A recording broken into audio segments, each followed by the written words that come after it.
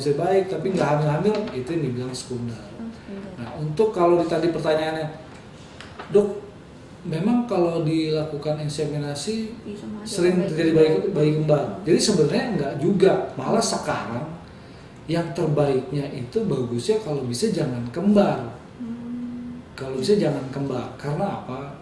Kehamilan dengan bayi kembar itu resikonya lebih banyak, lebih besar ketimbang yang bayi-bayi yang cuma satu gitu ya, ibu yang hamil satu.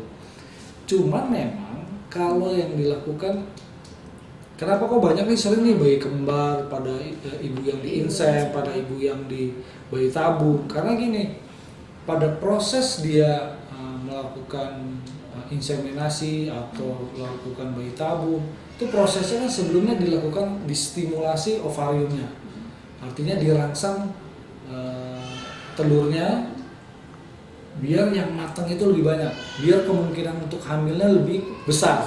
Nah, itu yang sering terjadi suatu hamil kembar.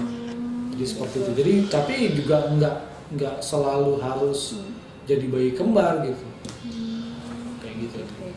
Misal untuk yang infertility nih, orang ya pasangan infertility, dia ingin inseminasi, apa sih dok persyaratannya atau yang harus dilakukan dua pasangan itu? Jadi kalau syaratnya untuk pasangan yang untuk bisa dilakukan inseminasi, yang pertama yang jelas dia gini, harus dua-duanya nih, artinya kan terjadi suatu kehamilan akibat karena ada pasangan ya, ada yang laki ada yang perempuan. Kalau yang laki-laki syaratnya kalau inseminasi minimal dia ada pemeriksaan analisa sperma.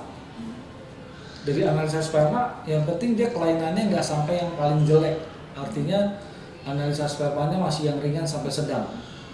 Itu satu syaratnya. Kedua, kalau yang laki hanya itu. Yang kedua, kalau yang perempuan syaratnya kalau untuk dilakukan inseminasi itu harus kedua saluran telurnya atau tuba falopinya itu dalam keadaan normal. Artinya tidak ada sumbatan di sana, apa segala macam. Ketiga, yang buat yang perempuan syaratnya ovulasinya. Biasanya pada kasus-kasus infertil sering pada perempuan terjadi gangguan pada ovulasinya. Jadi ovulasinya harus tahu dulu, harus benar dulu nih. Makanya sering dilakukan distimulasi dulu. Kemudian misalnya gangguan kedua-duanya nih, gangguan berhubungannya atau ada gangguan di mulut rahimnya, infeksi misalnya. Jadi nggak bisa terjadi suatu kehamilan kalau dari mulut rahimnya aja ada masalah, misalnya infeksi atau segala macam.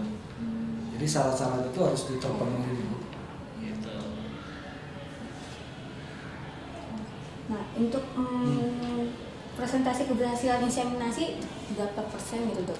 Jadi gini, sebenarnya kalau berapa persen keberhasilan itu soalnya, yang penting tergantung itu tadi syaratnya tadi terpenuhi. Kemudian inseminasi ini sebenarnya adalah suatu tindakan reproduksi berbantu ya, itu yang paling